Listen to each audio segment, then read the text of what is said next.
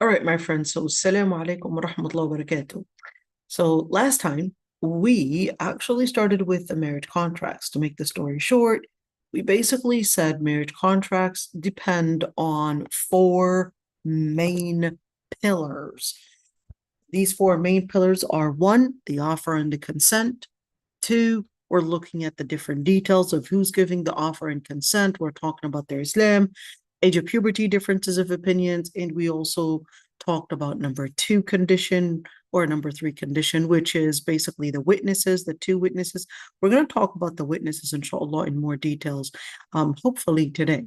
And number four, we said the wali, and the number five, which is announcement and announcing it as in a wedding.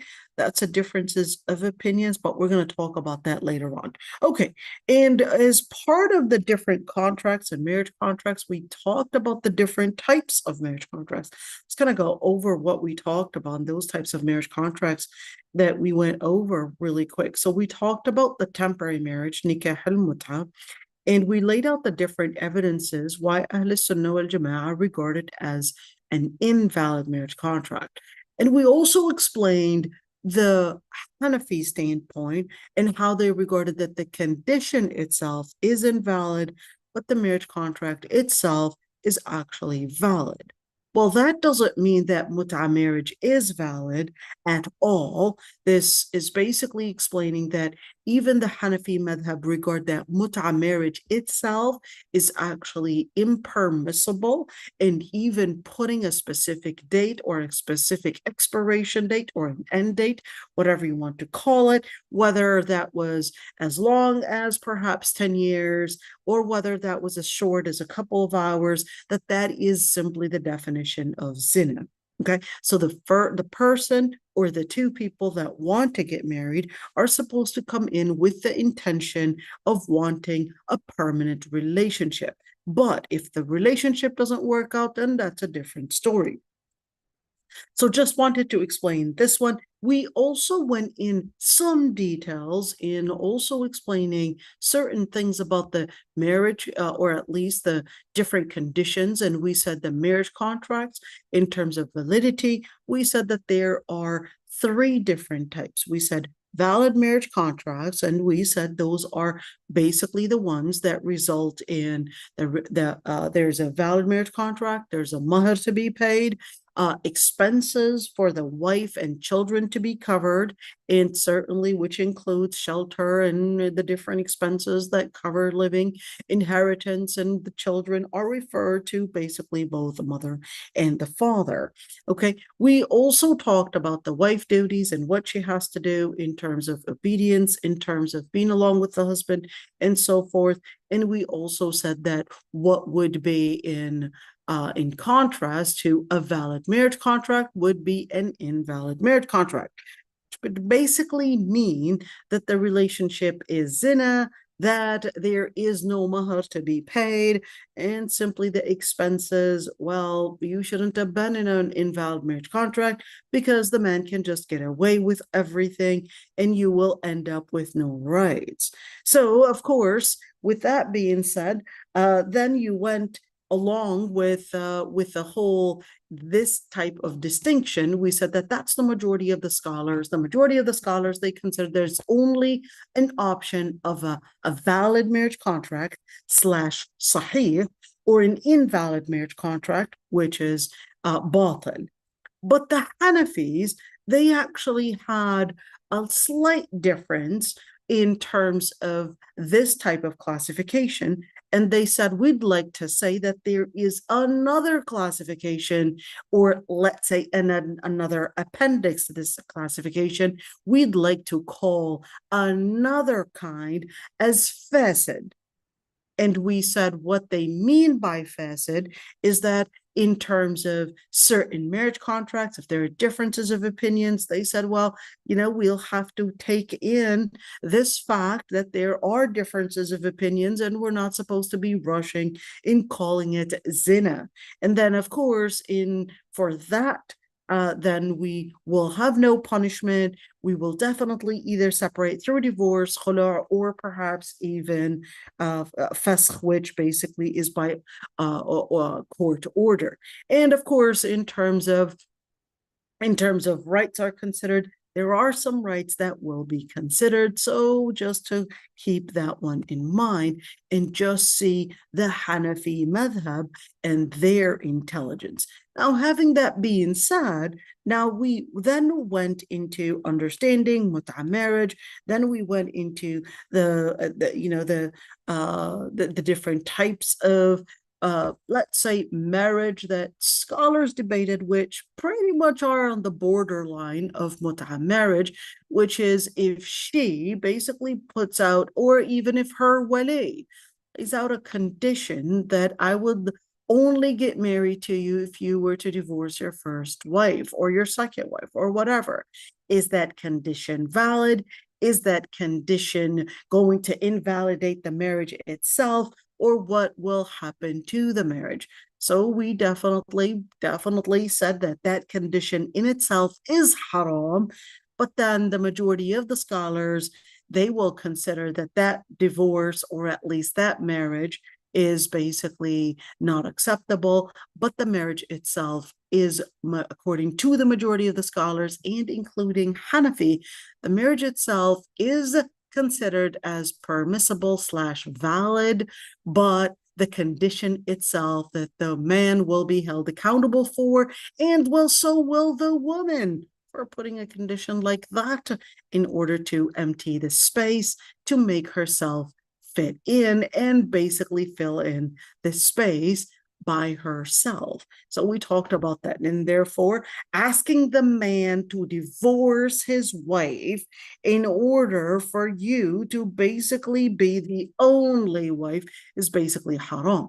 So whether that was in a marriage where possibly you are the second wife, or whether you are the first wife and you later discover that your husband secretly got married to a second wife or a third wife, and you say, well, you know what, I'm not staying in this marriage until you divorce your second wife, that would actually be haram.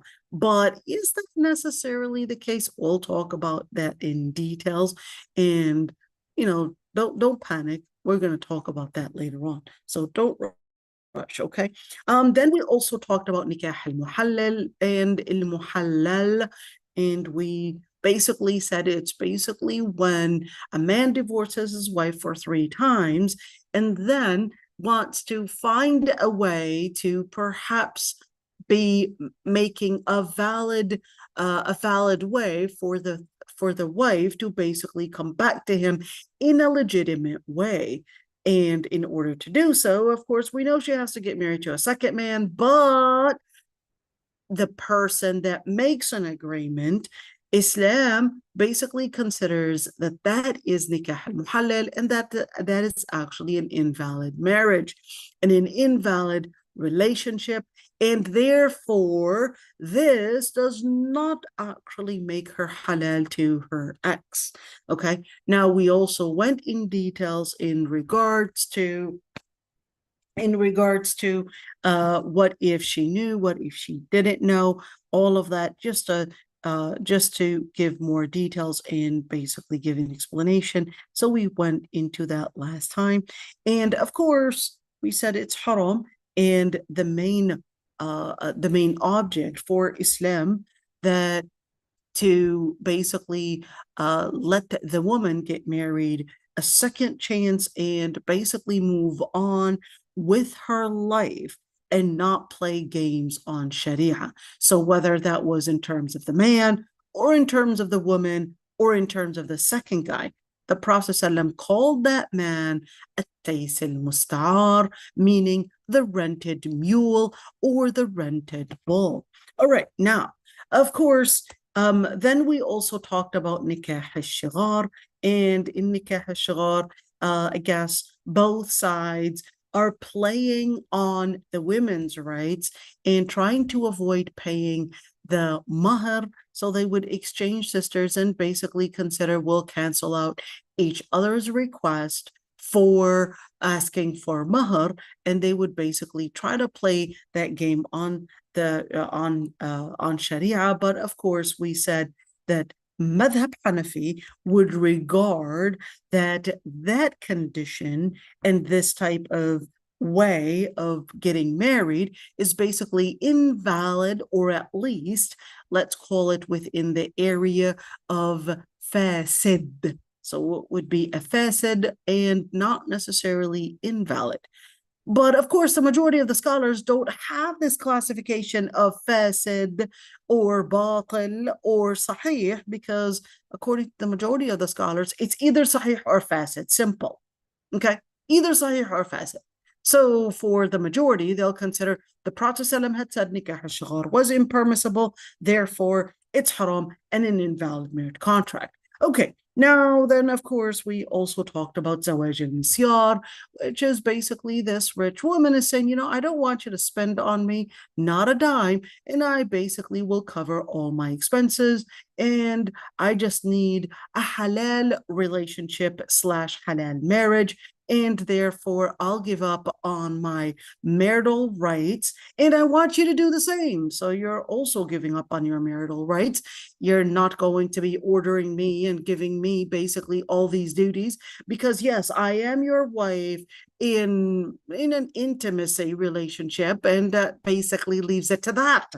You giving me orders to stay within the home, you telling me when to go out, when to come in, and what to do, and how to clean my house, and all of these different things.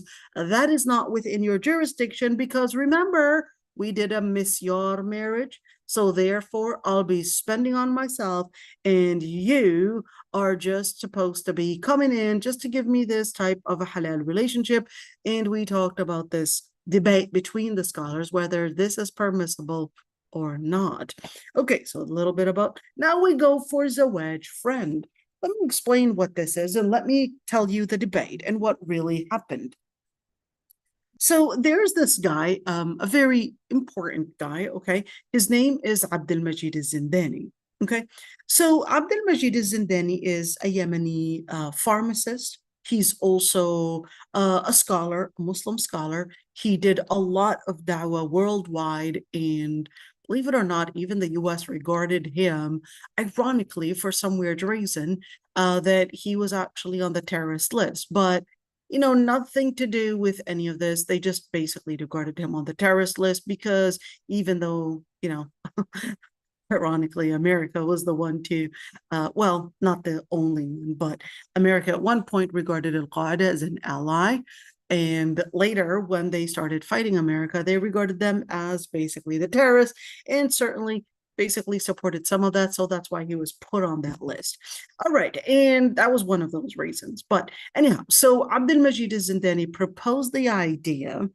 And the idea was, he considered that young men and young women, well, they can marry during their studying years, and the marriage is going to basically be the wali is there, the consent, the mahar is assigned, and certainly the announcement, the witnesses, everything is there, but we're just delaying those two men and women, or those two couple, moving in together in a separate home when they are ready. So what was his suggestion? His suggestion, let them be in a halal relationship, and we can delay pregnancy, and they can meet every once in a while, or they can decide where and when to meet, but everybody would know that these two are married, but they're just not living together for the time being because they can't necessarily afford it for now. So we'll just call it zawaj friend. Okay, so instead of a boy and a girlfriend, we'll just make a zawaj friend, and they're married, they're officially married, but they're just basically not ready to move in together. So why would you do that, Abdul Majid al-Zindani? Why would you make such a suggestion? Well, I mean, right now our life is complex, and our financial situations are not necessarily capable of living up to these standards. So just to help and make sure that our students, our children, they're basically in a halal relationship instead of basically seeing all that haram relationship happen on college campuses. Why don't we introduce an alternative and make halal relationships basically easier? She's at her dad's house, he's at his dad's house, and they're officially married, so they would basically agree to meet. And it could be, in places that perhaps maybe he might have his own room at his family's house or whatever, but at the end of the day, it's a halal relationship. So that was what Abdul Majid Zidani proposed, which many did not like. So all the others, they basically said, no, we can't have that. This is going to cause more problems. How is it going to cause more problems?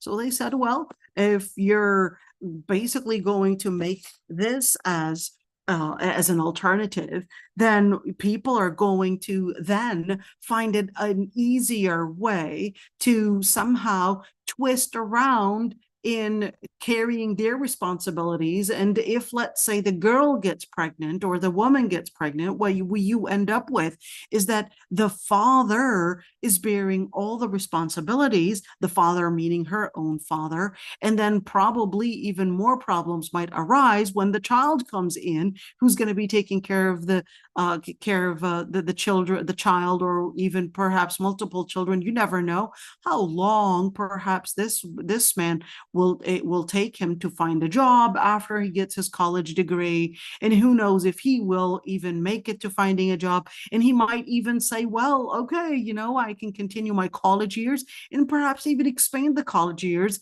and probably just get a part-time job because, hey, I've got what I want. So why even bear all the burden and necessarily rush to make it till I buy a home and all of that? And then what we're ending up with is another way and another exit of giving many of those lazy guys a way to get away with the responsibilities. So that's the other scholars and why they objected to this.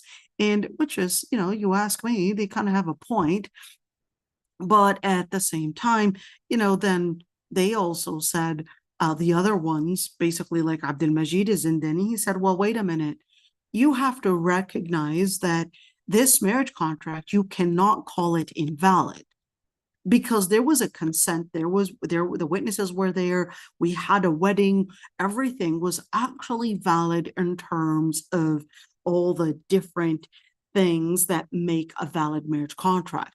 So you cannot call it invalid, but you can lay out regulations in order to make sure that problems don't arise and make sure that it basically goes within the intended at least area, which is that he would be in a halal relationship, she's in a halal relationship, they're husband and wife, and that there are these cases. Yes, things can go wrong, but guess what can go wrong on campus and in haram relationships is way worse than what can go wrong in as a wedge friend.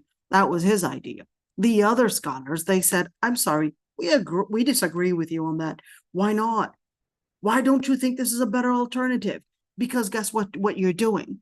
What you're doing is when you say that this is, just a halal alternative, you are just expanding the area of different troubles. Well, wait a minute. You're basically going into the same point that the first point that you just proposed earlier. So how did you want to elaborate further on that? Well, I mean, their response, well, when you basically end up having this relationship be in that way, you will just encourage others to find a way to run away from marriages, or at least complete marriages, and then they're not going to make this bond, which is really important. It's going to be just a sexual bond.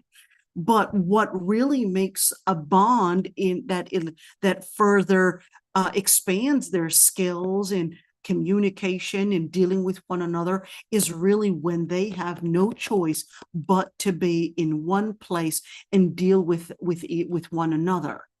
But when they are distant and they would only meet once they're, wanting a romantic time, then those skills, you're just going to kill those skills. And those skills, they're just going to die out. So what you are really doing is that you're delaying a bomb and a problem and not making it basically be developed during the times when it was supposed to be developed, in the early times of marriage. That was their objection. But of course, you could see the debate happening between both sides. And of course, when you look at that debate, they then also talked about the bad reputation. And in terms of bad reputation, they the ones that objected to this, they said, well, if they're not officially married, what you're going to end up with is that it's going to be bringing in some bad reputation to the woman if people don't really know that she's married. So Abdul Majid Ziddani said, why will they not know? We're making a wedding. We're not making this as a secret marriage. We're making a wedding. We're making, something that is official. We're just not having them live together, at least until he is capable of financing and probably buying a home, renting out a home, or probably, being capable of financially to basically make this possible. So that was what Abdul Majid Zindani introduced. But I'll tell you one thing. He is right on one thing, and that is that you definitely need a halal alternative, but if they cannot afford it, then you are in this area of either a halal relationship or you're seeing more and more women and more men basically get wrong in wrong relationships on college campuses. Unfortunately, college campuses, and especially mixed college campuses, are a bigger fitna than perhaps even the market, than on streets. Wallahi, college campuses are a bigger fitna than streets. Because on college campuses, that's where they get acquainted to one another because they had been attending classes together.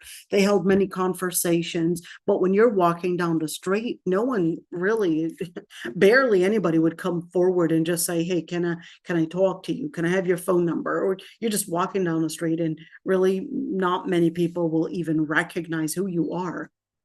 College campuses, and as a person that worked as a chaplain on college campuses, I'll tell you, college campuses are way bigger, are probably, in fact, the biggest fitna anywhere in a country.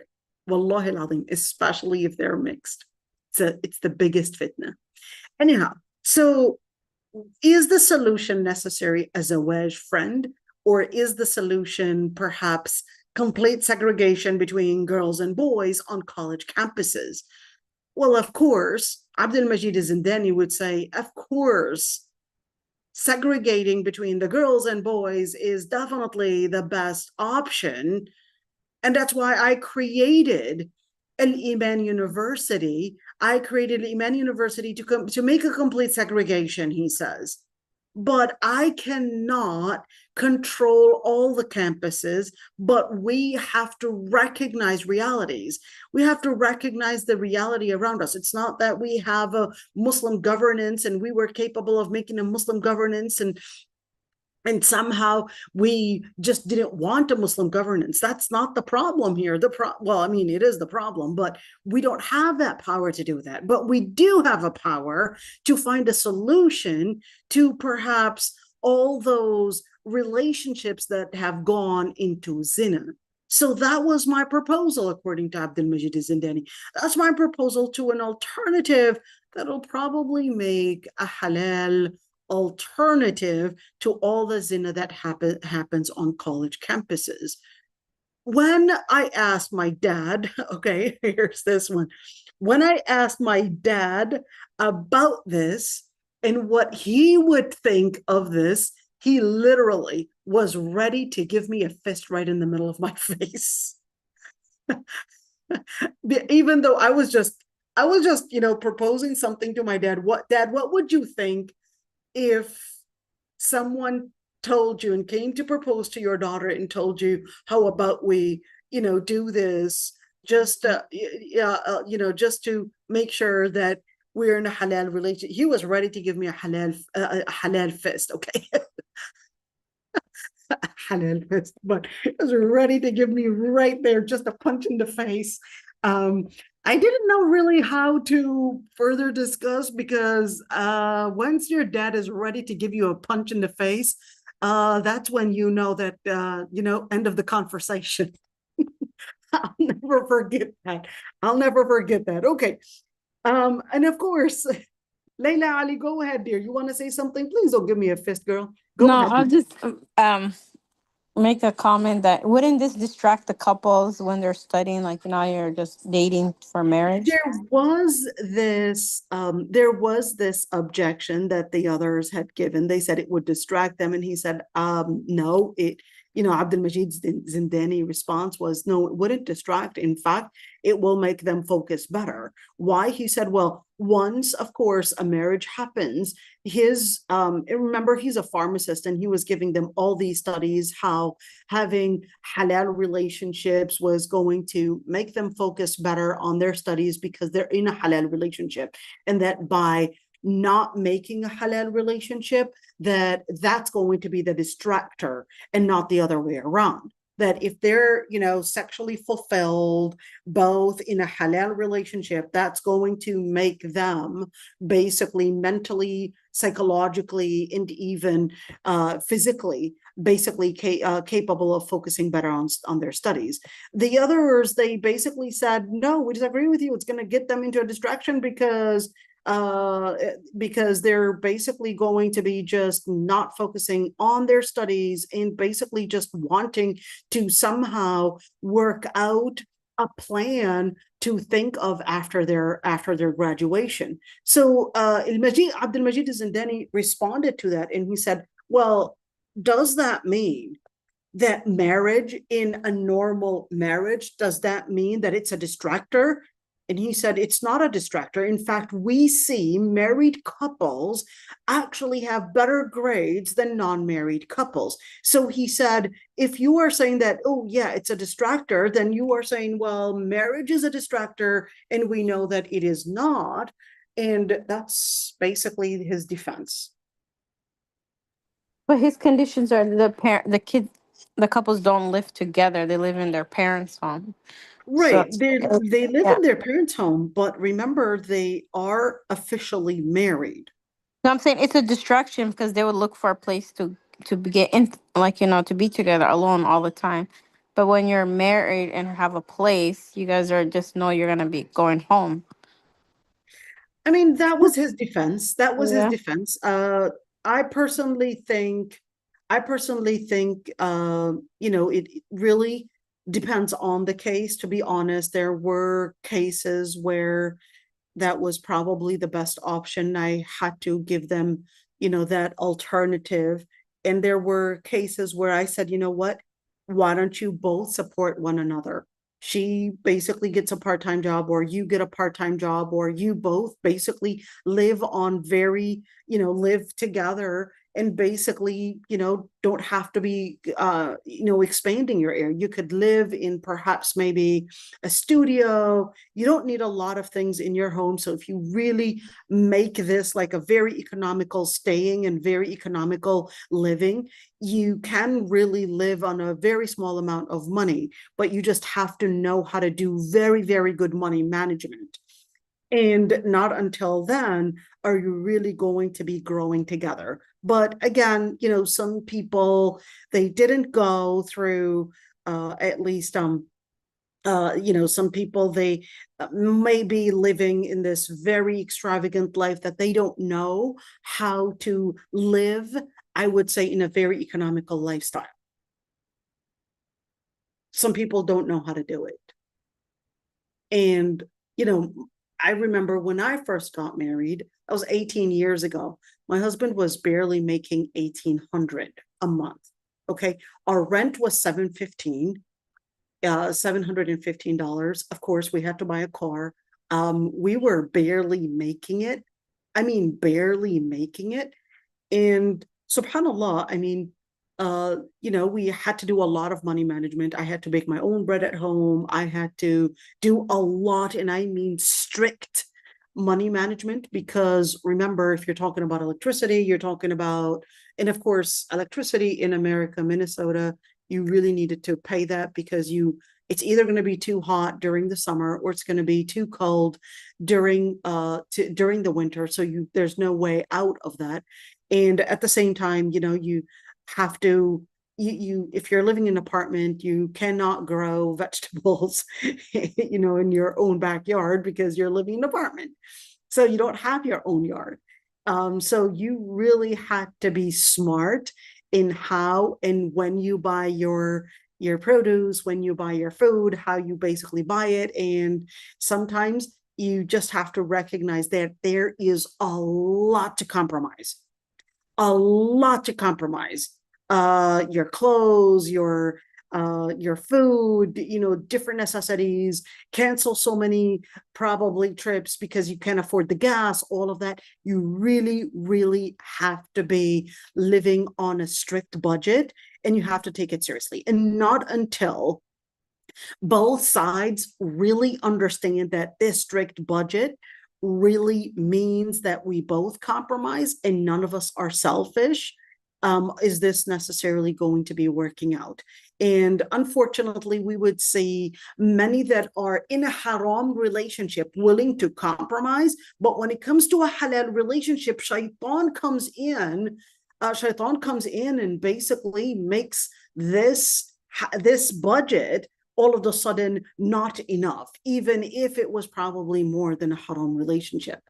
So just wanted to say that we definitely need to lower our standards in terms of what our budget expectations, our expenses are, in order to make that possible. And that is definitely a better alternative than Zawaj friend, because, I agree that, what you just mentioned, Layla Ali, you're absolutely right. I mean, sometimes it is a distraction, especially in the beginning of their marriage. They would definitely want to meet more than once.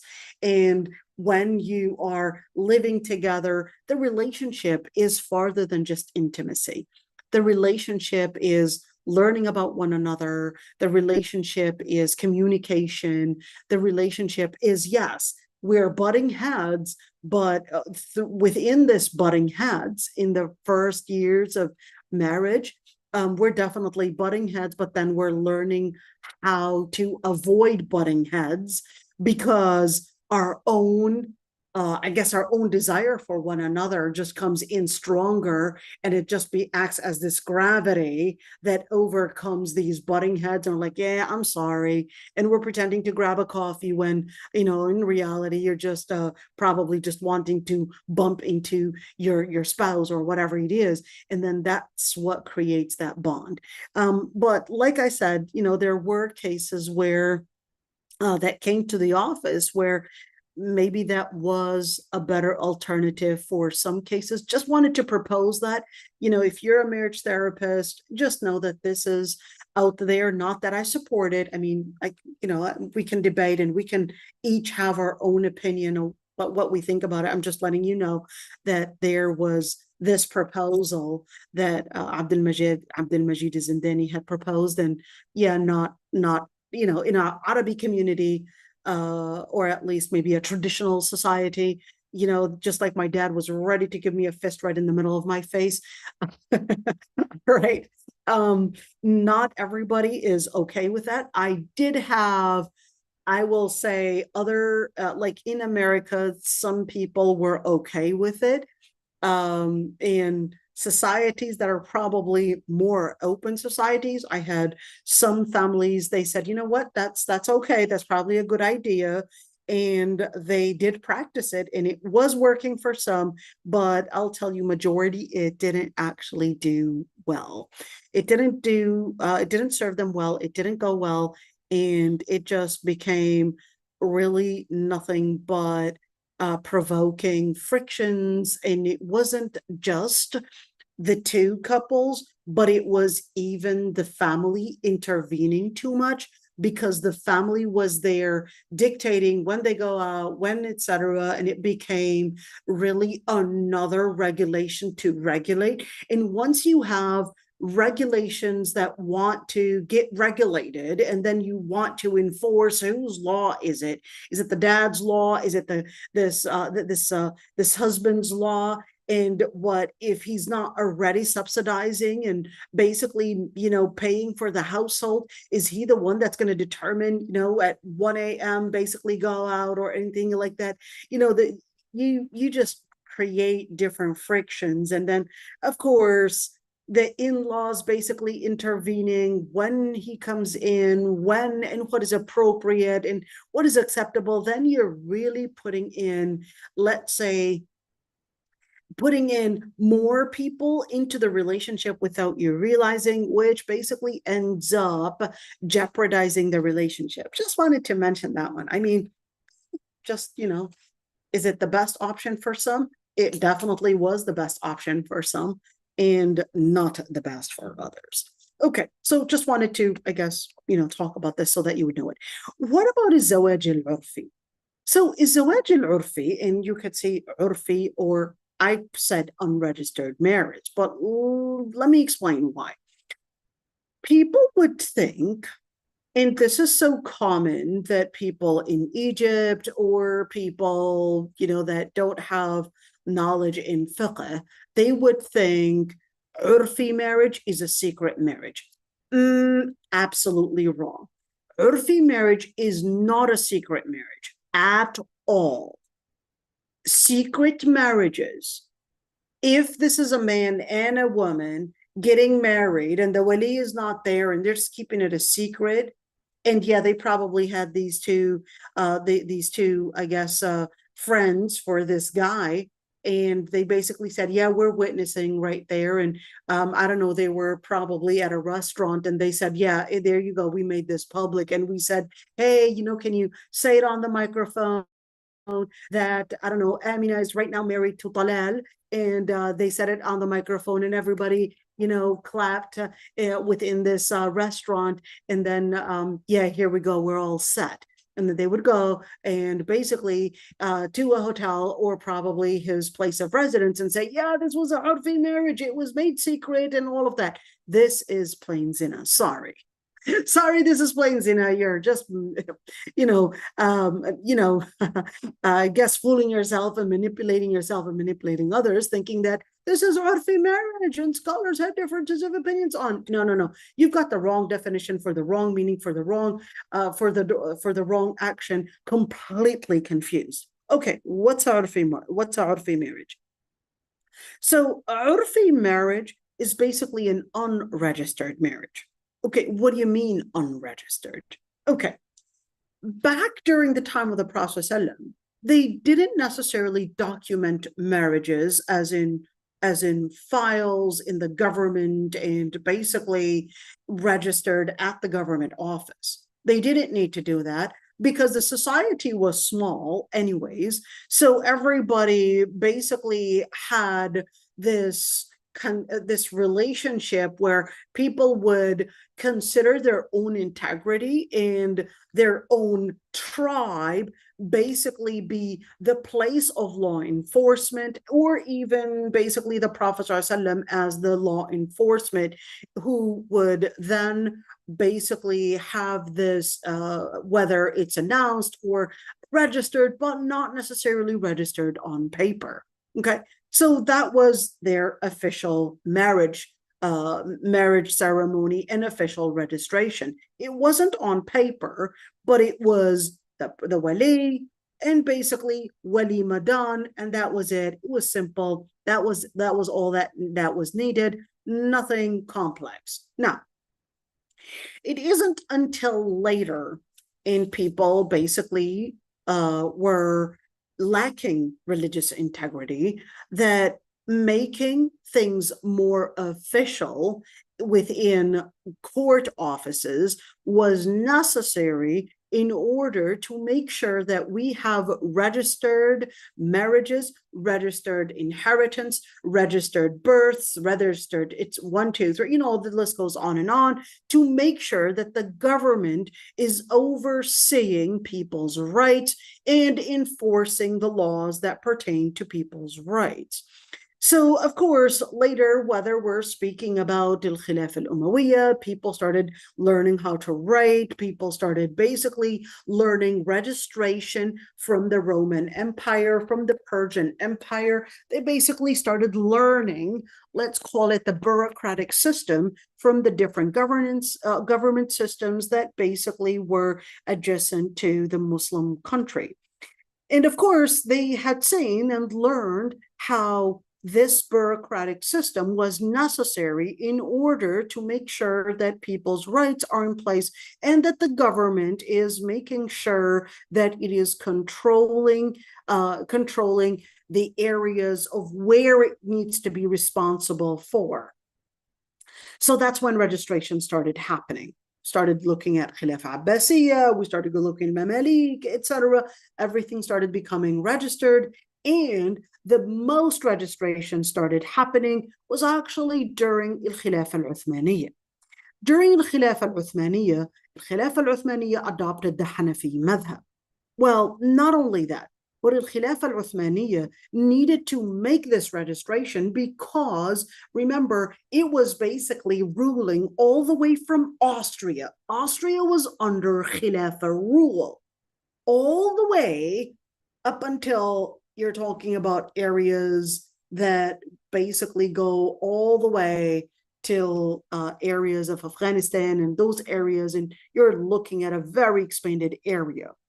Very, very huge area, and therefore they needed registration in order to make sure that everything was documented and that they and basically the qadis or the government, the system basically knew how to distribute people's rights, how to basically control, and everything needed to be registered.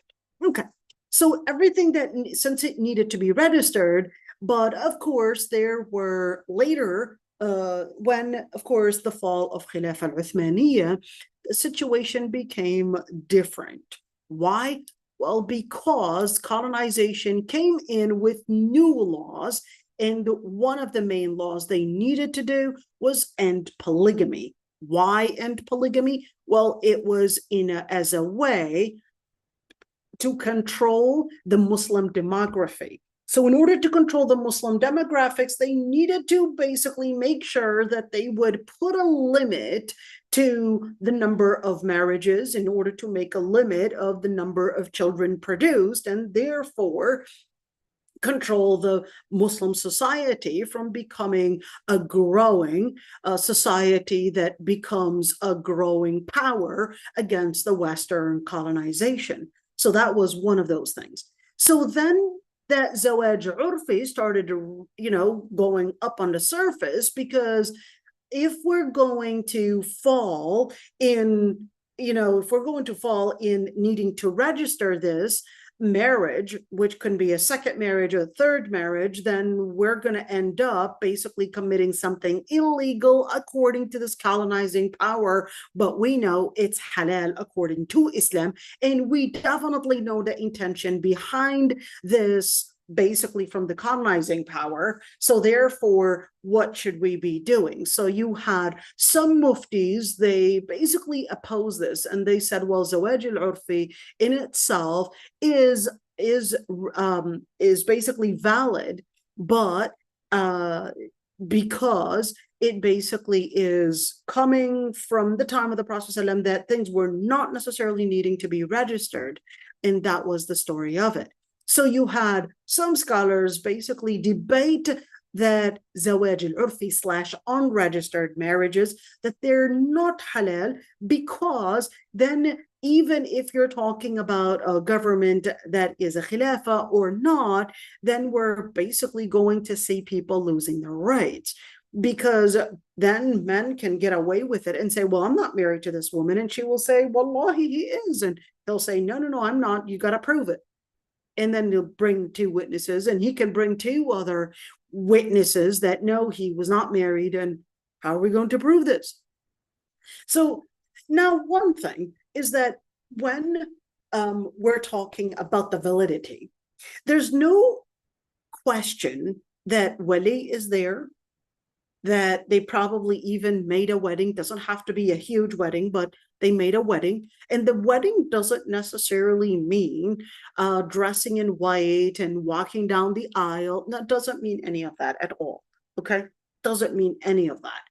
A wedding just means that the people that are attending, they're attending for the sake of an announcement that this man and this woman are going to be getting married, or are right now officially married, and therefore they recognize who this person is. So this isn't going to some restaurant and announcing it on a microphone, but no, that the woman's family is present, the man's family is present, and this is to announce that there is, whether they're just eating cupcakes or whether they're eating mac and cheese or whether they're eating a biryani is not the issue.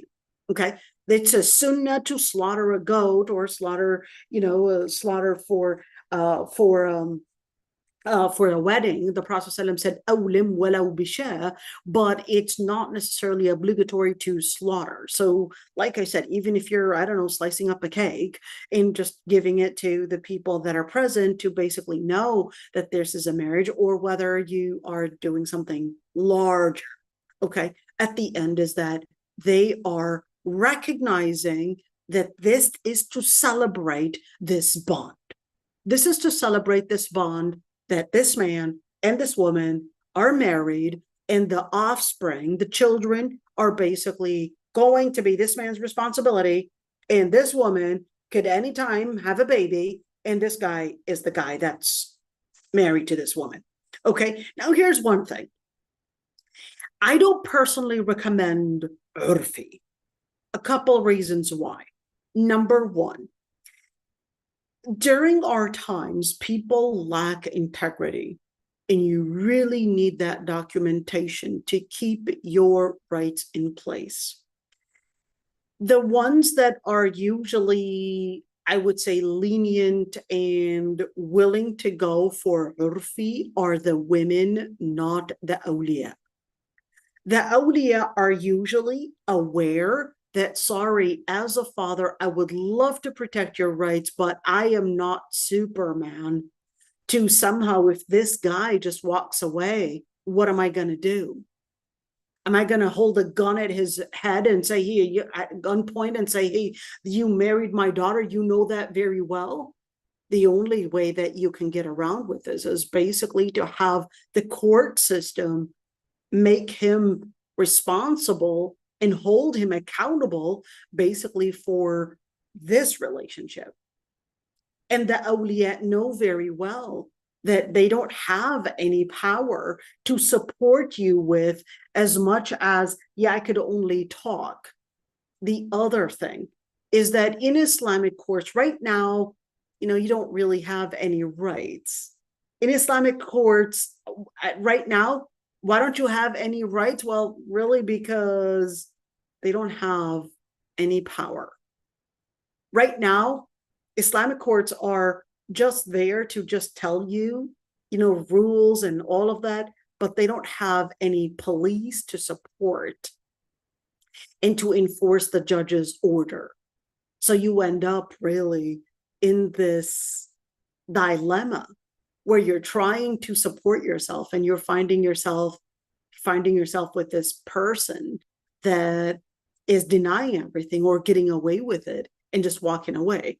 So the first victim in an unregistered marriage is really the wife, not the husband. He's never going to be a victim unless she basically says, well, those aren't your kids and I'm taking away the kids and all of that. And then he basically needs to prove, that's that dilemma. But most of the times, the woman doesn't want to bear all the responsibility, the financial responsibility over the kids, because it's too much anyways. Barely did I see a woman. In fact, I don't think I had ever really seen a woman say, well, he isn't the father, because that would definitely ruin her reputation. Even in a non-Muslim country, by the way, even amongst non-Muslims, to basically say that she cheated on, even if it was cheating on her boyfriend, ironically, it's like zina over zina, they would still consider that as immoral. Okay. Even in a non-Muslim community, they would consider that as immoral. Okay. And subhanAllah, I mean, you see all of those relationships and how they really ended in nothing but becoming a disaster within the society. Anyhow, so in other words, the most person to really be a victim is really the woman. And the most ones to really rush into compromising and accepting to get married in a zawaj urfi are the women, not the awliya. The awliya are usually opposing and saying, you can't go for this because I want to help you. I want to support you. The best thing to support you with is really to tell you this isn't right for you. But, unfortunately, you may end up in certain cases that also may be the best option for some. She wants to get married. Perhaps maybe her biological clock is not helping her. Maybe her beauty is not helping her. Maybe the situation is not helping her. The number of different circumstances may not be in her favor. And she may feel that the best thing to do is compromise. And that may be just a halal alternative for some people, even though I don't recommend it. But, for some, that may be the best halal alternative. And certainly, if in situations, perhaps we're talking about situations where they may get to the border of zina, although, of course, we would always say, well, how did you get that far? You got yourself that far. And then find a solution for, I got this far. What is the solution? Well, the solution is you got to completely stay away from zina by completely canceling out all the different things that lead to this relationship or even enhance this relationship. But then, of course, in situations where zawaj al-urfi may be the best option for some. I remember having a case where a woman and a man and a woman, they actually were in a relationship. He was already married, all right? And so he wasn't able to, in America, of course, polygamy is not permissible, is not legal. So she got pregnant. And of course, right now she's in this dilemma. Okay, am I going to get married or what should I do? And of course, in situations like that, scholars debated whether they can get married, even though he is very sure that this child is his. But then scholars had differences of opinions whether they should get married or it is recommended that they get married, or whether they are permitted to get married or not. Are they permitted to get married or not? Should they get married or not? They definitely wanted to get married, but then the American court would not give a license to that. And even if you were to go to the masjid will not issue, at least in some states, will not issue a marriage contract unless you have obtained a license from the county. In other words, a government office. So they found themselves in this situation, and the wali basically reached out as well, and he said, listen, at least can we not get a registered marriage, an unregistered marriage, and basically get them married instead of basically saying that this is zina and get them. Is the child considered an illegitimate child? The answer is absolutely. Is there an opinion that regards that they can get married, and even though she was pregnant from him, basically not from another person but from him? Yes, there is that opinion, and a very strong opinion that is actually supported by hadith. And number 3, is an unregistered marriage right now probably their only option? I guess. But here's the thing. Some people, they put themselves in a dilemma, and then they say, well, this is a dilemma. They'll put themselves in this dilemma of having no option but to go into an unregistered marriage. And then they end up, wanting to, I guess, fix a problem with another problem. And this, sorry, ladies, women in the women's world, and I had seen this so often, they want to fix a problem by another problem. Don't fix a problem with a problem. You're just living then in this whole whirlpool of things. But anyhow, I'm just wanting to mention those situations, where, yes, it may be the alternative for some, but just mentioning it right there. Women, I don't recommend that they would accept this, but because you would be risking your rights. But again, like I said, just my duty is just to lay out those marriage contracts, types of marriage contracts. I can give you, an advice, but in circumstances that you would say, I just want to know, is this halal or not? Thank you for your opinion. I'm very mindful of your opinion, but I am right now in a situation where this is my only alternative. I'll say, yeah, sure. Since you're asking about this, yes, this is a considerable opinion. And yes, it's a halal relationship. Yes, it's an official marriage, but now at your own risk, you're going to have to figure out a way to support your rights at your own risk. It's that simple. At your own risk. You want to go for this? At your own risk. Go ahead, go for it. At your own risk. Then if what happens is that girls will then say, I went to this sheikh at the masjid and this is what he said. But the husband basically didn't even comply. Guess what? Even when the imam at the masjid asked that he would be present for, let's say, a court hearing or anything like that, the man basically just doesn't care, doesn't even appear, doesn't even show up. Even if we wanted to do therapy, counseling, this man won't even show up. He won't even show up.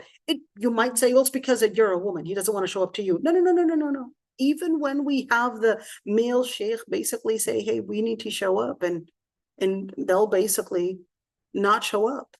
Why? Because to them, in a man's world, you got to keep this one in mind. In a man's world, if they don't have integrity, guess what speaks? It's power. And if you don't have power, they don't care. And that's why you see when in a boy's world, no, they'll basically use fist and use violence in order to say, hey, I'm the one that determines here. So at your own risk, just keep that one in mind, that would you really want to risk your rights? Would you really want to risk all of that and find yourself in this dilemma where you're right there, basically not having any power to support you and to basically give you your rights? The masjid itself doesn't have the power. The masjid itself doesn't have the power. The man will just not show up, and you know what? He'll even get the call from the sheikh, and the sheikh, he'll just block him. He doesn't even care. Doesn't even care. And sorry, even the sheikh at the masjid, you know, he's got so many cases coming to his office. All he can afford to do is just give an advice and try to bring reconciliation and try to give suggestions and all of that. And I know so many shuyukh, when it came to their daughters, no, they didn't wait for giving an advice and reconciliating. No, they'll do things differently. Boom. They'll say divorce and that's it. They'll say, you know, this is what I want and that's it. But when it comes to you, the relationship is going to be completely different. They're going to, yeah, and most women will come in and say their discomfort, and they'll talk about it. But then I'll tell you, 80% of what you will say will actually be not heard. And many women lose their rights because they tend to go into detailed stories and not points. They will end up losing their rights. And then they end up basically not only becoming victims, but now you're an official perpetrator according to the final trial. Not only are you a victim, but right now you were made as an official perpetrator. Look at that. All right. So, you know, unfortunately, you know, this happens a lot. And, you know, I'm so sad to, you know, just remember some of those cases. I'm talking to you and I'm just remembering those cases in my mind that basically came to our office and we had to deal with it. But it's really sad that many women, you know, they would just think that, oh, you're just, you know, wanting to impose your personal opinion and all of that. No, I'm not trying to impose my personal opinion. I'm just letting you know what happens out there before you end up becoming a victim of your own self. And of course, the feminists are going to say, well, are you right now making the victim the perpetrator and saying, and you know, it's not an issue of narrative here. I'm trying to defend your rights by letting you know your rights. I'm letting you know it's not an issue of what and how I paintbrush that person. Are they a victims or not or whatever? What matters to me is not what label I give you, a victim or not. What matters to me is what rights you're capable of getting. So in order to protect your rights, don't put yourself in this dilemma. Don't sell yourself for cheap. Don't sell yourself for cheap. If he's not capable of getting married in an official, licensed marriage, you know what? The halal, ulad al-halal are many. The good guys are many. And sorry to say, there are more good guys than good girls. Sorry about that. It's not me saying and claiming somehow. No, it's basically the Prophet ﷺ letting you know. رأيتكن أكثر أهل النار. The Prophet ﷺ said, I've seen most of the dwellers in hellfire are from women. What is that to tell us? The inference is that you have more good guys than good girls. So ladies, I do recognize that, you know, the men out there are few that have integrity, but I will tell you, be the right woman and the right guy will come to you. But don't give yourself for cheap. Don't sell yourself for cheap. If you cannot secure your rights, don't put your life, your arms, your chastity in someone's arms unless you're capable of securing your rights to make sure that this person does not abuse you. Okay, now, one thing I forgot to talk about, which is witnessing in the marriage contract. When we're talking about witnessing in the marriage contract, you know, here's the thing, you know, unfortunately, I don't know, I think I forgot to talk about this, but I'm going to talk about it right now. When it comes to ruling on witnessing in marriage contracts, of course, we know that all scholars agreed that having witnesses witnessing the contract, and basically the marriage contract from the wali coming and zawajtuka binti, I gave zawajtuka, got my daughter married to you, all of that, that's obligatory. In other words, it's basically part of the marriage contract. The marriage contract would not be considered official unless we had that as part of the contract. In other words, as part of what makes the contract. And if it doesn't have any witnesses, it's basically invalid. And therefore, not fasid, but actually batil. And all scholars agreed that a contract that has two male witnesses and announced in a wedding is a valid contract. Let's do it again. So you're talking about two witnesses in a wedding? Yes. Why did you even say that? Okay. The reason why I said that is because the Maliki madhab, now it's not the Hanafi, now it's the Maliki. The Maliki madhab said, you know what, listen, we yes, we have to have two witnesses, but it's not the two witnesses that matter. Then what else? No, announcement that matters. That's the true witnessing. Okay, so what do you mean announcement? Like a wedding type of thing? Yes, like a wedding. That's the true announcement. So what if we only had two witnesses and no wedding? That's an invalid marriage contract according to the Malikis. So that's why in North Africa, talking about Tunisia, Libya, Algeria, Morocco, they usually do the marriage contract either on the day of the wedding or a day or 2 days prior to the wedding day. That's it. Because they're like, okay, then we're just doing the marriage contract and then right there. Okay. So that's basically why they would have that culture, because the Malikis, they regarded, wait a minute, no, we need to put this as not two people, but we need to make sure that we're talking about the witnesses right there. So, okay, on a contract, okay, scholars then had differences of opinions. If we were to have a contract that had witnesses but not announcement, so that's the Malikis, they're like, sorry, but those two witnesses do not make that marriage contract valid, not until you make the wedding. Okay. Or they agreed now not to announce it. Wait a minute. What do you mean agreed? So secret marriages are haram? Well, that's that area of differences of opinions if they agreed not to announce it. But the guy didn't want to announce the marriage because he's getting married to a second wife. This is a second wife, and his first wife is pregnant. And by the way, within my experience, most polygamous cases happen when the wife is pregnant. I don't know why. Maybe you do, but I'll tell you, most of the cases when a man gets married to a second wife or a third wife, it usually happens when the wife is pregnant. Okay?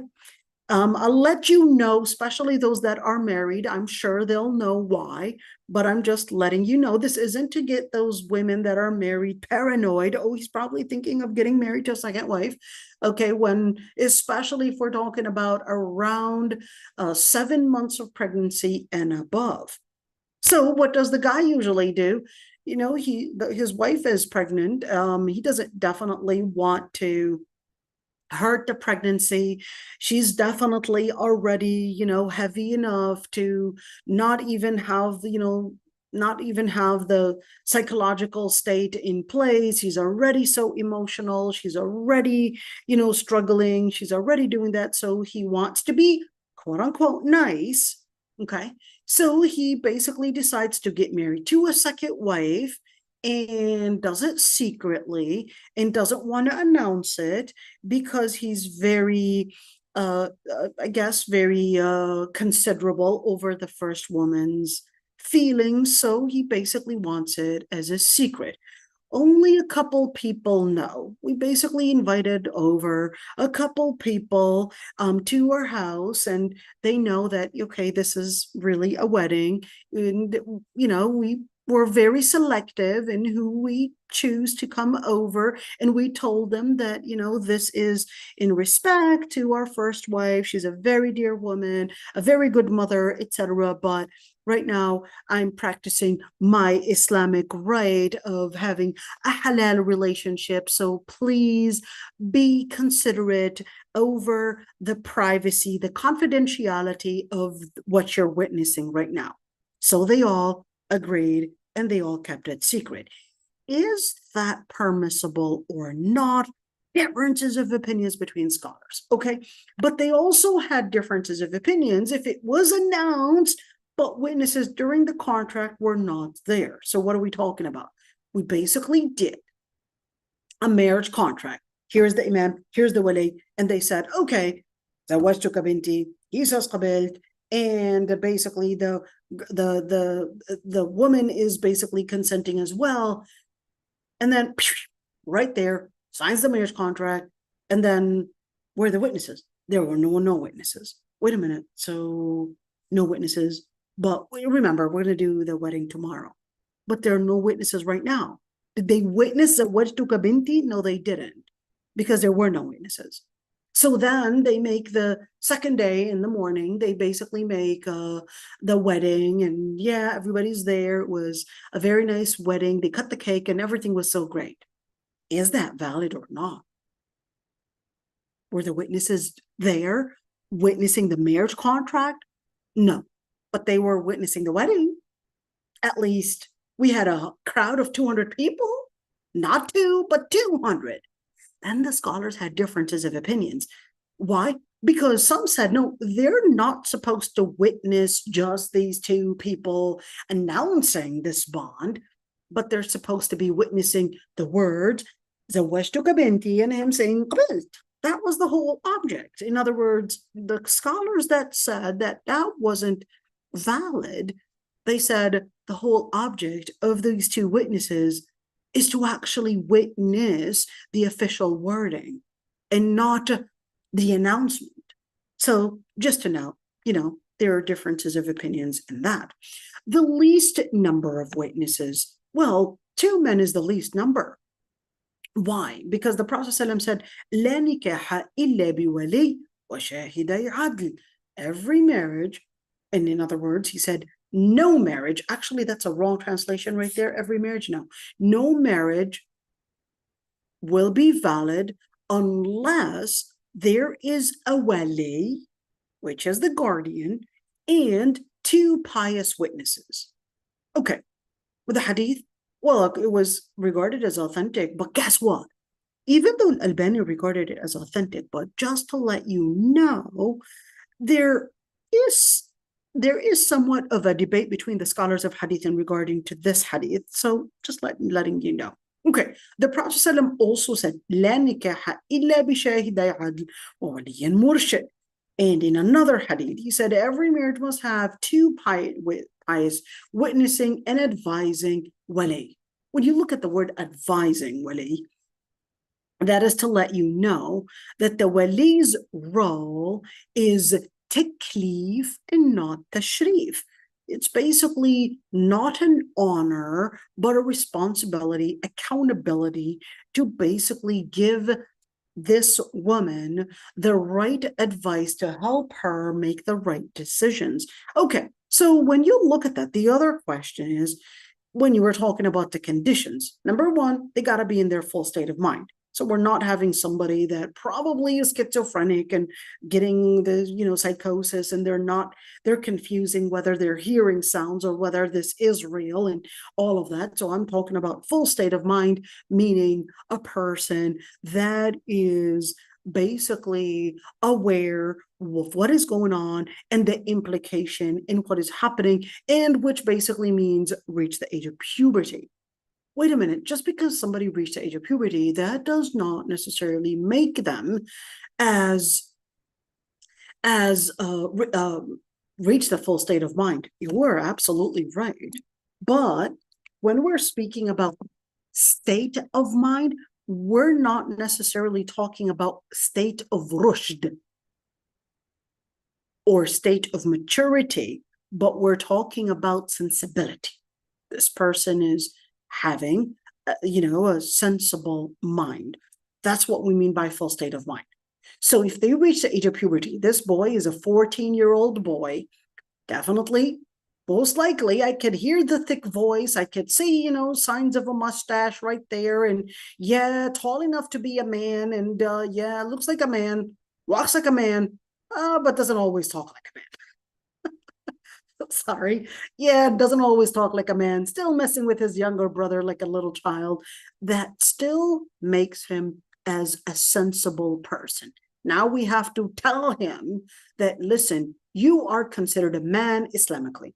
Reaching the age of puberty is one of the signs of basically being sensible, but not necessarily all the signs. As for maturity, the age of maturity is different because that's the age of responsibility and accountability to basically have the control over oneself in terms of perhaps over money, or whether it's over decision making, or, we talked about the wali before, and we talked about the orphans and all of that. That's a different story.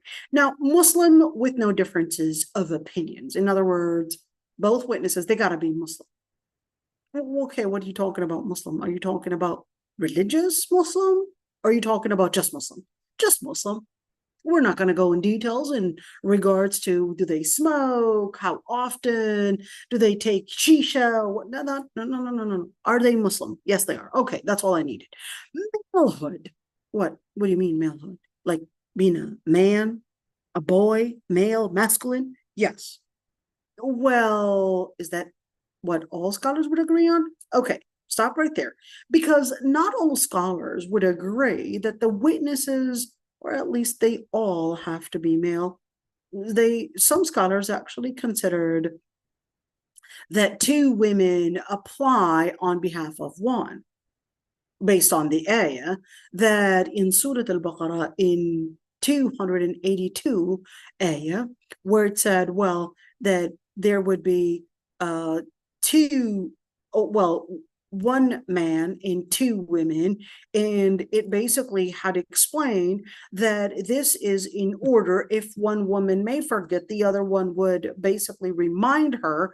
In other words, this isn't to say that she is inferior, but this is to say that biologically, and that there is something that basically may affect a woman's memory, whether we're speaking about pregnancy or perhaps ovulation during those times, period, whatever it is, and that she is more likely to forget the details than men. And we know, of course, that women are more likely to fall in certain mental illnesses or certain dementia, or all these different things, regardless of, there are all these different studies that even correlate menopause with some of that. Very interesting studies about menopause and their correlation with things like dementia. Ladies, you really, really gotta, pay attention to those and just go over some of those studies.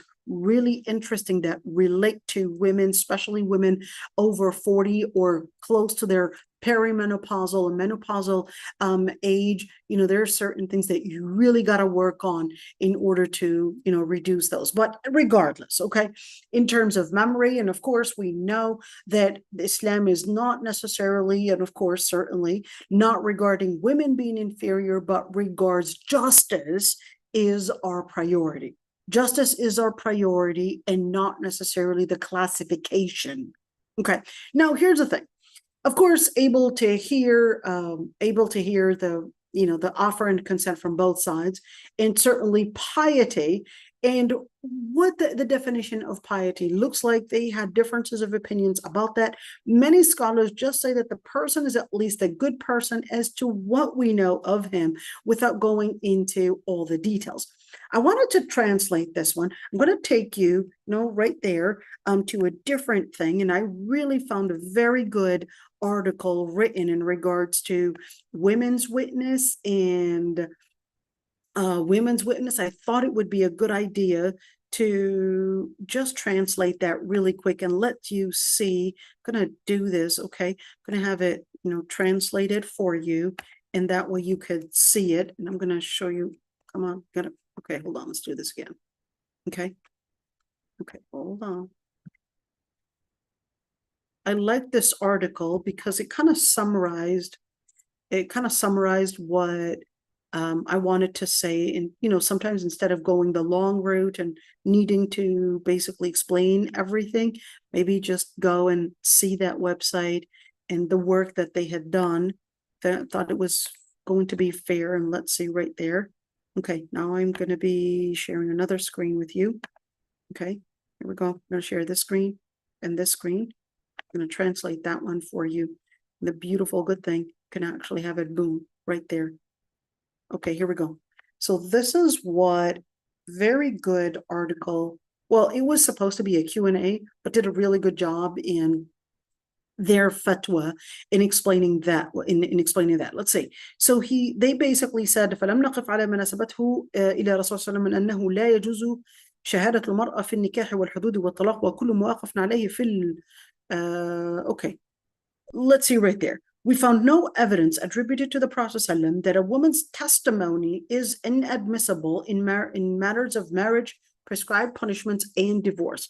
All we found on this subject is a statement narrated, found in the books of jurisprudence, basically al-Zuhri from Malik, by Malik, narrated by al-Zuhri, that the established practice, and this is the one, that the established practice that a woman's testimony is inadmissible in matters prescribed in punishment, divorce, and marriage. Okay, so what does that mean? مرض السنة بأنه لا يجوز شهادة النساء في الحدود ولا في النكاح والطلاق. Okay, so that was that narration right there that you found in the books of fiqh, but this claim right there, or at least this narration, not all scholars necessarily agreed upon this basically this quote right there, that it was not something that we had seen women being witnesses over, whether we're speaking about, crimes, in matters of crimes, and, being witnesses on a crime, or even in marriage, or even divorce. And scholars had differences of opinions in regarding, of course, women's testimony in matters generally known to men that are not related to or do not lead to basically financial gain, such as marriage, divorce, reconciliation, ila, or basically that. Okay, now you could see right there, just wanted you to just say the differences of opinions in regards to that. I don't know why they'd even mention everything. Ila and they actually continued it. Dhihar and lineage, Islam, apostasy. Well, apostasy is not necessarily the translation of ridda, but okay.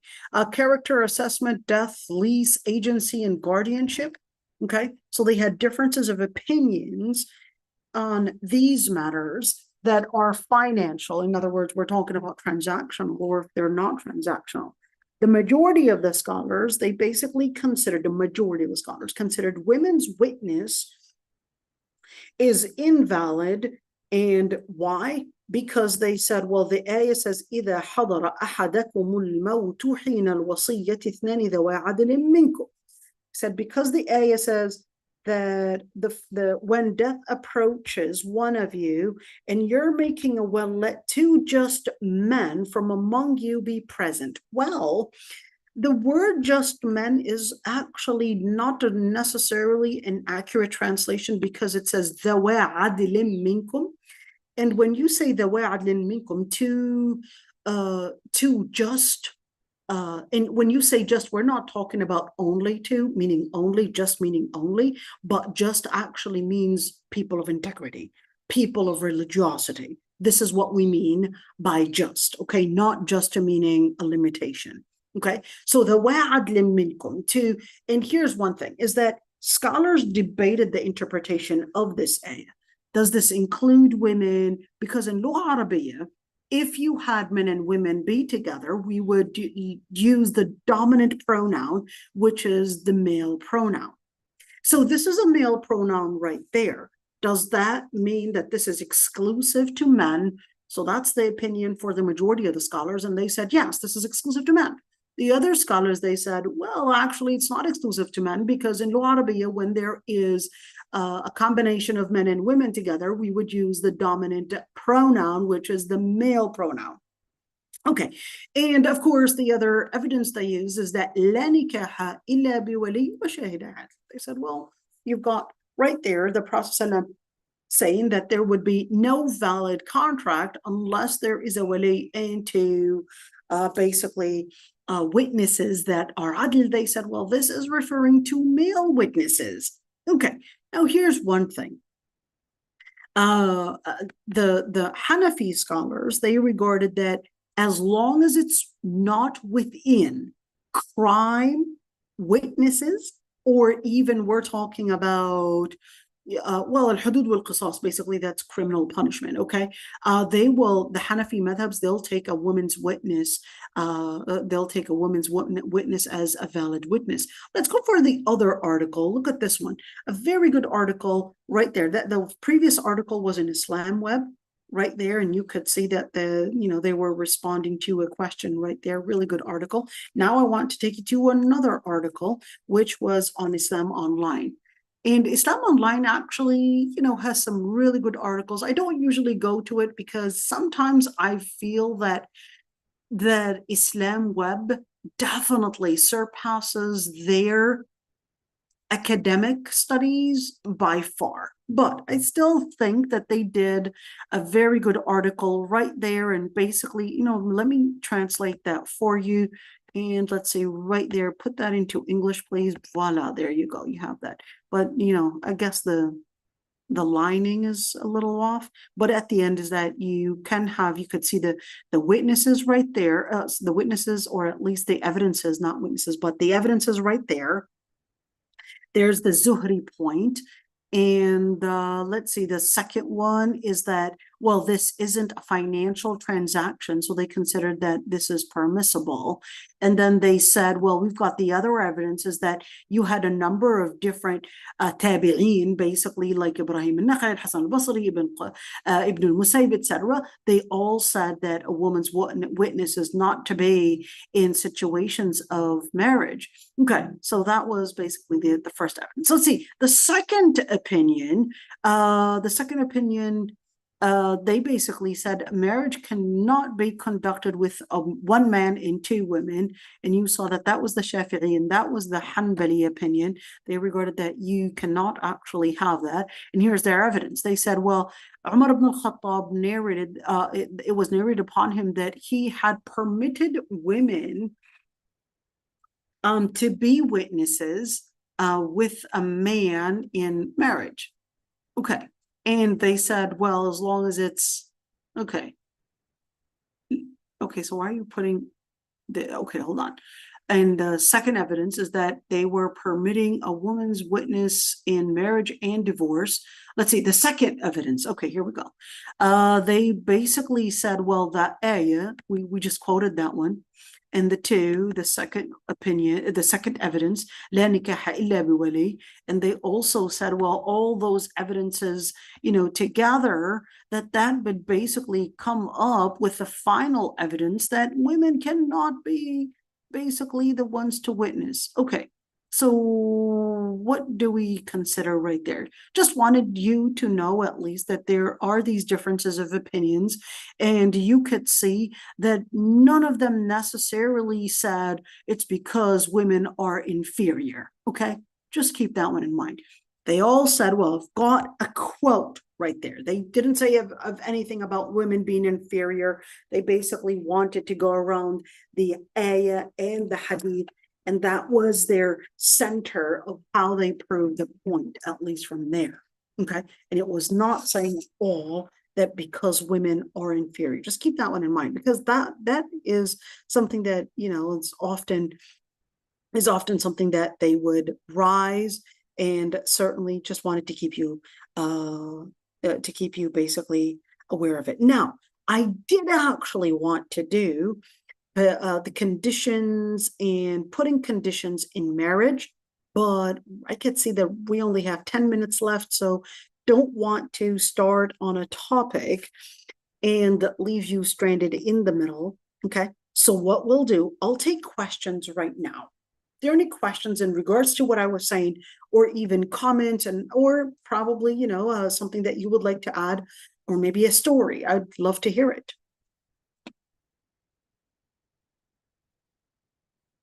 You can unmute yourselves, or you can write it in the chat.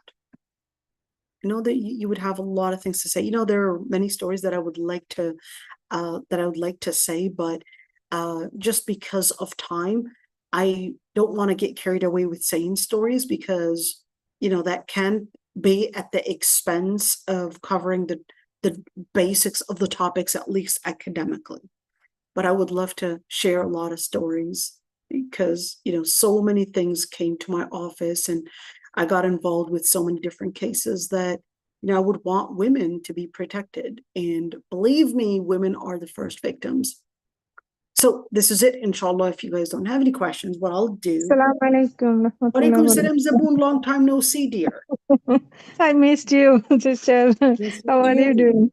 Very good, alhamdulillah. Good to see you. Good to see you too. I have one question. Go ahead, dear. Can a divorced person remarry their ex, or what the ruling of that? Okay, fair enough. So if we're talking about the first divorce, yes. If the waiting period passed, no marriage contract is needed. But if the waiting period had passed, then they have to do a new marriage contract if they wanted to get back together in a case of a first divorce and a second divorce. In a third divorce, whether it was during a waiting period or whether outside of the waiting period, no, they cannot remarry unless she gets married to a second person, and without prior agreement, with no intention to somehow halalize, if you could say, the relationship with her ex, or at least, a halal comeback with her ex. Okay, did I answer that one? And we're going to talk about the fiqh of divorce in the most detail, inshallah, right, after we finish all about the marriage contracts. And we're going to talk about, inshallah, the fiqh of divorce, child support, in-laws, and all these different things, inshallah, during this semester. So stay tuned. We won't give up on you, inshallah. Inshallah, jazakallah khairan. So stay tuned, because we're going to talk a lot about waiting period and what that means. We're going to talk about the different rulings that relate to it.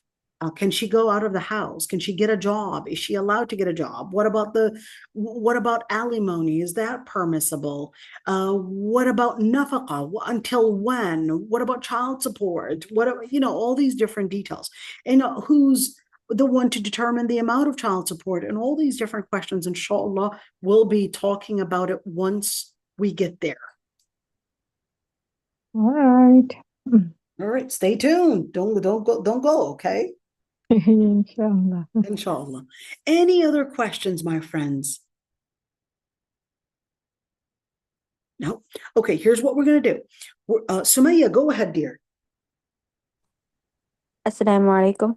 Alaikum salam wa rahmatullah. So I have a question. I know you did kind of answer it, but you did say that scholars differed their opinions. However, it's about basically while the wife is pregnant and the man marrying a second wife, how is like that Islamically how's that justified? We're gonna get to, inshallah, we're gonna get to the part, okay, hold on.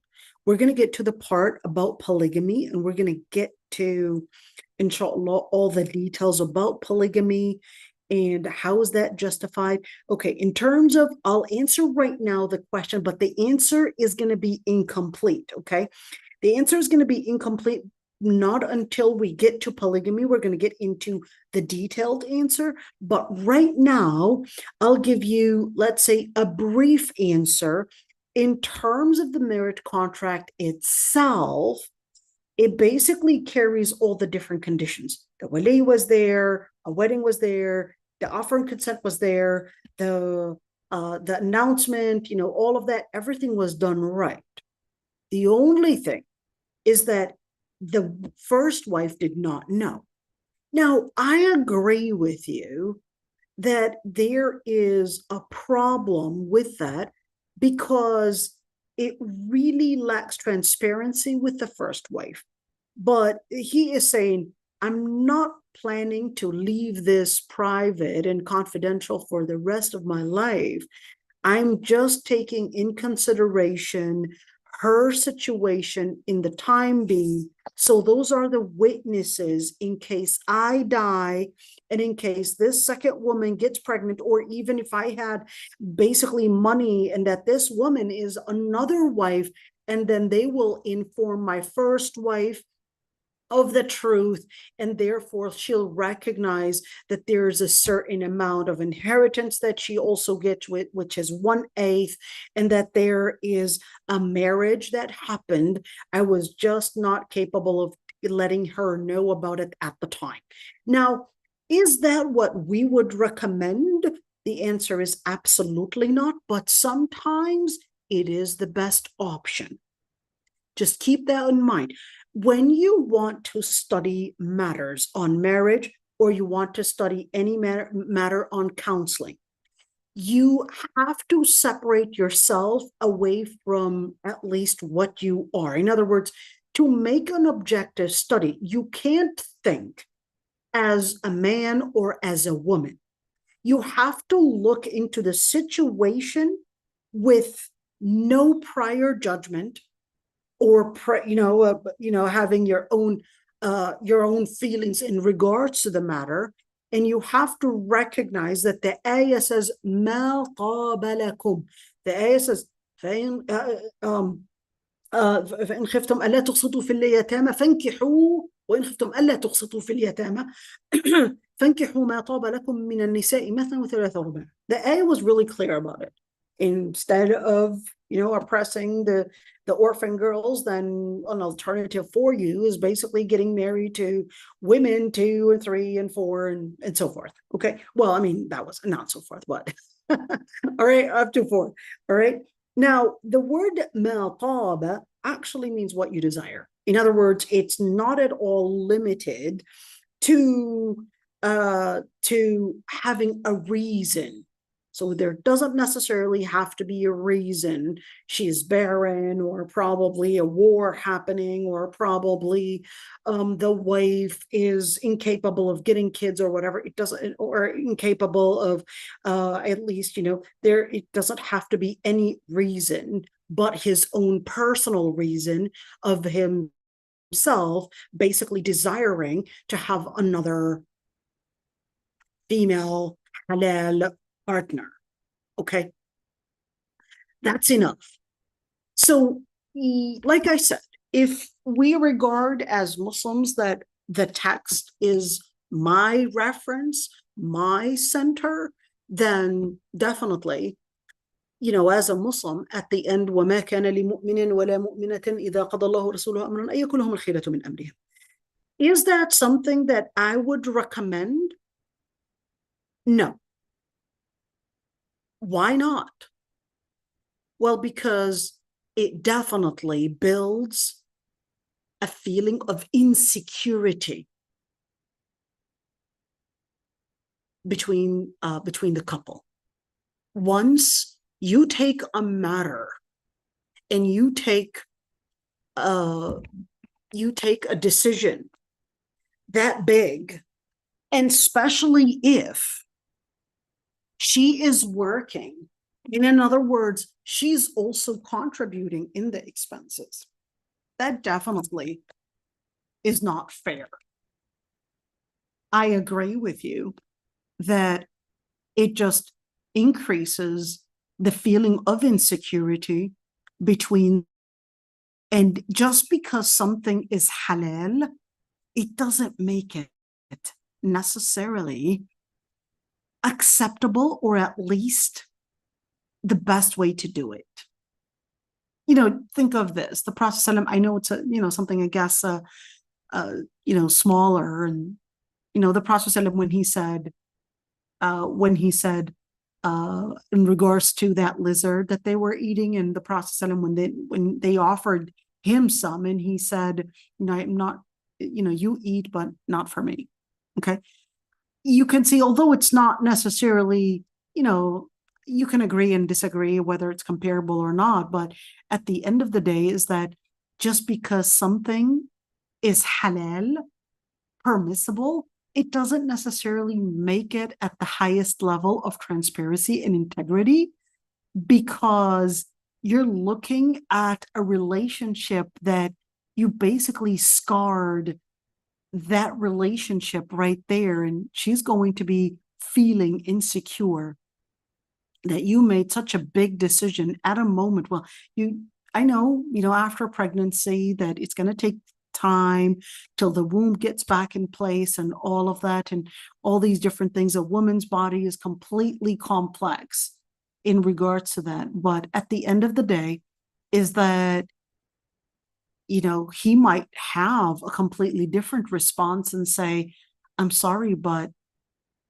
I'm going through fitna right now. I need to get married.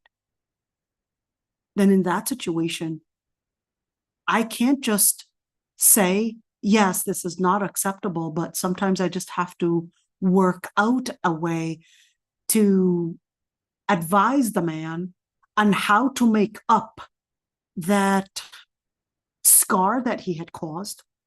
And also, when I'm with the woman, explain it to the woman that it's something that Allah subhanahu wa ta'ala had created in men, and that it's not necessarily haram, it's not cheating whatsoever, and that Allah subhanahu wa ta'ala had permitted it.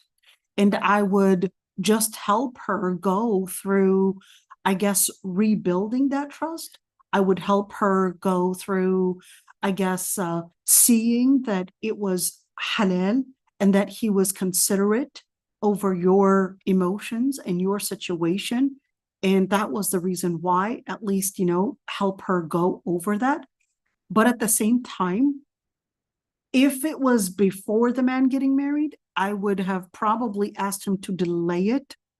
But if he's still insisting that I'm going through fitna, I cannot, and it's a dire matter here, then in that situation, I will just have to recognize that, you know, in circumstances, sometimes to keep it as a secret is probably a better option in certain circumstances.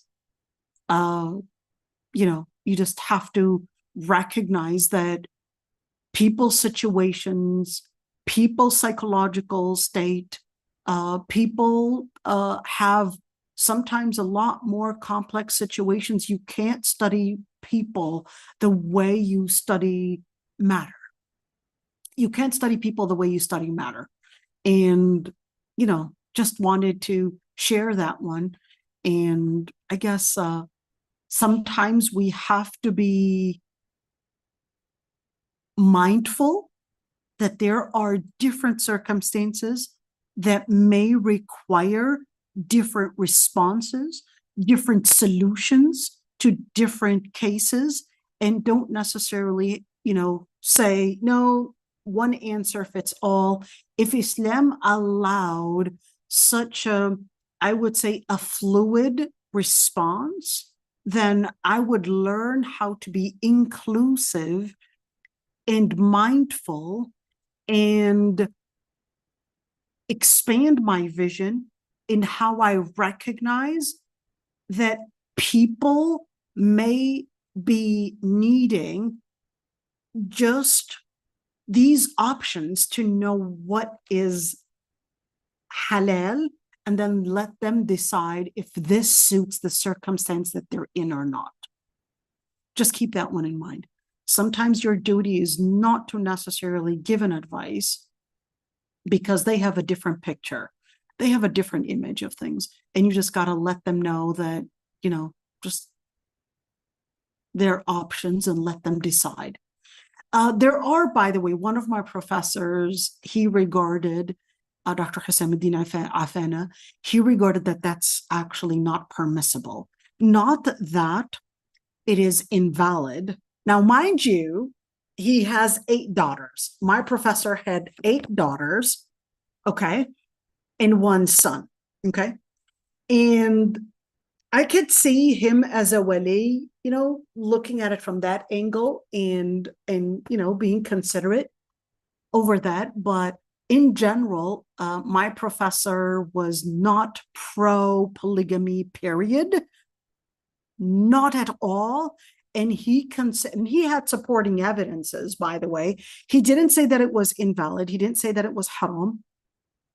But he basically considered that opinion that the madhab Shafi'i had said, that Islam considered and was very strict on justice and was very strict on having equal rights to the women, and that with the time that we're living in, men lacking integrity or religious integrity, and therefore, if the men in the past, they considered that in cases where they fear injustice, that avoiding polygamy was the best option, and therefore considered that since people right now don't have the integrity that the people in the past had, that it is best to avoid it completely.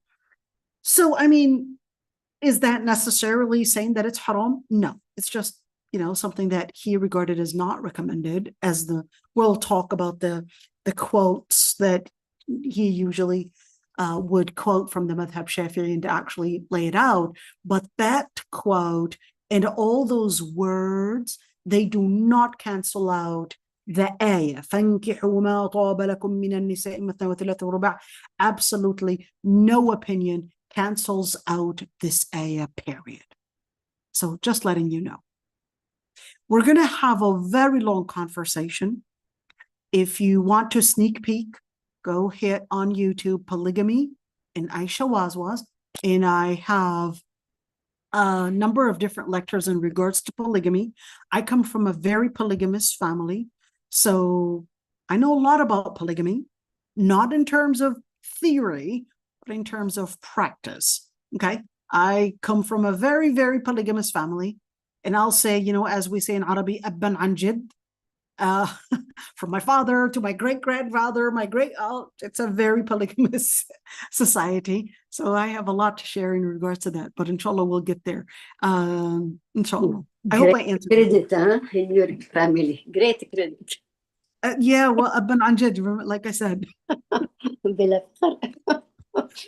abban an jid, alhamdulillah, organic. Yes, I have let me see, 15 uncles, mashallah. One of them died. I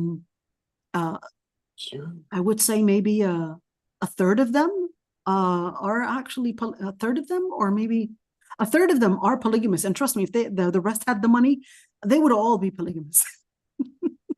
So the reason is the money. Oh, the reason is the money. Oh, Yeah. mean. But yeah, 15 uncle, 1 mom. I only have 1 mom. Well, I mean, apparently. Do you have more than 1 mom? That'll be interesting to know. No, I said 15 uncles for 1 mom. No. My grandfathers are polygamous. Oh, same. One grandfather, I believe, married 6, but they were 4 at a time, but a total of 6, and the other one a total of 6 as well. So yeah, I guess yeah. Yeah, so yeah, I come from a very polygamous family. Butterfly in great field. And whenever one is divorced or something happens to her, dies or anything, there already no feeling that there's this empty space that cannot be empty. They're ready to fill it. Yeah. They're ready to fill it. Oh, yes. They're ready to fill it. Mhm. Even when they didn't have enough money, they always knew that they had the capacity to bring in more wives. هذا So, سلطان yeah. المال سلطان. Oh, I mean, no, to them is not the Sultan al-Mal, السلطان بتصير الشهوة هنا. Yeah, but they have يعني money to marry. Yeah, and of course, Marry you know, I come doer. from pretty much like a rich family, so yeah, now they have the money. Yeah. And yeah, what's a man's favorite after having money? Women. That's Yeah. it. Let's fill it up. And marriage need mahar. Mahar, it means money. Yeah, I mean, don't worry, they'll figure it out when it comes to marriage. Yeah, that's why I need money. Yeah, absolutely. They'll figure it out. They'll figure it out. All of a sudden, you know, the money comes up and you're like, where was that? Oh, We there's have to another invest thing. it. Of course, of course, of course. But at the end of the day, you know, subhanallah, Rabbil Alameen, Rabbil Alameen created for his hikmah, for his wisdom, created something in men, something in women, and subhanallah, you know, we'll talk about this in lots of detail, but you can go to my YouTube video and, you know, and sneak peek right there and tell me what you think. Please comment on the videos. They do actually bring in support, and subscribe to the YouTube channel. It does actually support the channel, and comment on the videos. Even if you were to say, you know, Salamu alaikum or haha, LOL, that's okay. I It's just considered do the comment. thumb up, sister. What was that? I see my YouTube videos when I cannot join. So Oh, there. Okay. Okay. So yeah, you can join those YouTube videos, and YouTube videos are really easy to access. Just put Aisha was and Gems of Light, and you can find them all. yeah. All right. So our Teacher, friend, can I ask you different question? sure, go ahead. Somebody is telling me, but I don't know. I need to know that question. Since Allah knows everything in our heart, does angel also know? Do the angels also know Yeah, that what's happening in the heart? right. Okay. So differences of opinions between scholars, the majority actually considered no. Why? That's only ghaib that Allah subhanahu wa ta'ala only knows. Mhm. And that's why the malaika were just ordered to write, and then therefore the malaika would just write the action, and Allah subhanahu wa ta'ala would know the intention. Mm. All right, would know the intention and what was actually behind all of this action. I see. You weren't satisfied with the answer, were you? You wanted them to No, I know that only Allah knows our heart, right? Oh, I this don't is know ghaib, that. yes. And There's certain information only Allah subhanahu wa ta'ala knows about it. Mm. Yeah. Okay. Jazakallah All right. khairan.